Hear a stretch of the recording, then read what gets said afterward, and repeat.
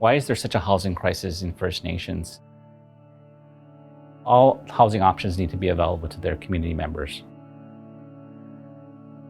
Housing situation on First Nations is pretty complex, and that's why you have so many organizations trying to address that problem. There's a lot of different loopholes and struggles that people have in order to get housing on reserve. The First Nations Market Housing Fund essentially gives resources and tools to First Nations communities and helps them acquire housing in their communities with their people.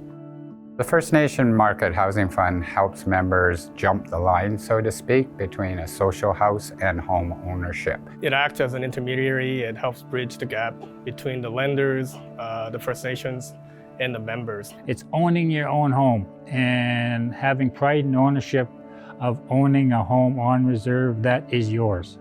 There's a lot of land, but there's a lack of housing. The lack of housing often drives people away from the community, which in the long run diminishes the culture and the tradition. The fund's mission to help reconnect that culture is very important for Canada overall as a country.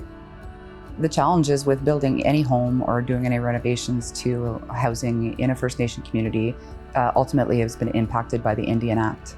So the Indian Act all those years ago didn't allow us to access financial mechanisms as mainstream Canada would. It's really important that that funding continues, but if you don't have an economic base, it's very difficult to build cultural programs, build language programs, making sure that your community has access to things outside of whatever the Indian Act is going to support. It's our organization that's coming up with solutions to help our own people. So that's the whole idea behind reconciliation. It's not government policymakers in Ottawa coming up for this solution. It's an Indigenous-led organization with connections to communities. Housing in First Nation communities is central. Everything stems from housing. Quality of education, your health, your social, the lands. The First Nation Market Housing Fund program that is available through our community has really improved the quality of housing, specifically for our family in the terms of comfort, sustainability, energy efficiencies, and safety and security, which all First Nation housing should be striving for. We moved to my community. I came here for a job and there was no housing available. But I wanted to move home to start a family, and it was chaos. It was like we were building a house, we were having a baby, we were doing it all. The fund gave me opportunity to build a bigger home with more bedrooms and a more sustainable home. Sustainability is important to us as Indigenous people. We're here for the land, we're here to protect the water for future generations so that they have access to the land and water, way down after my time is done here.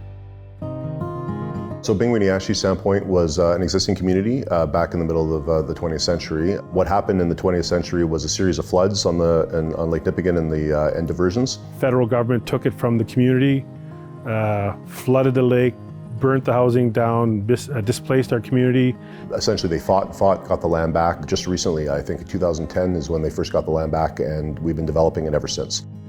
The fund has been instrumental in ensuring that BNA had the building blocks in place for its development. Without the support of our building blocks to ensure that we had the right pieces in place prior to proceeding with our development, we would not be where we are today. It's now an option for those people that left their communities because of lack of housing to return back to those communities. We had one of our elders walk into one of the duplexes, and the duplex is one of the two homes that were first built in 2018, 2019.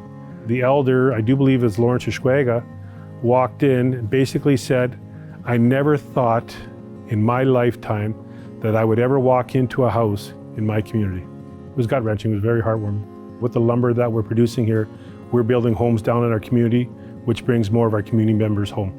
The fund's able to really work directly with members on a day-to-day basis to make sure that they have the information that they need to make the right decisions. Right now we're working with about 40 to 42% of First Nations in Canada.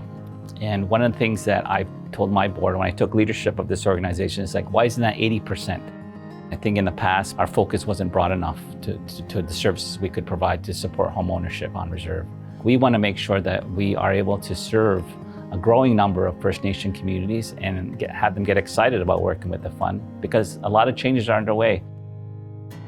I've always dreamed of coming back to my community and to come back to the land. There's no place I'd rather be.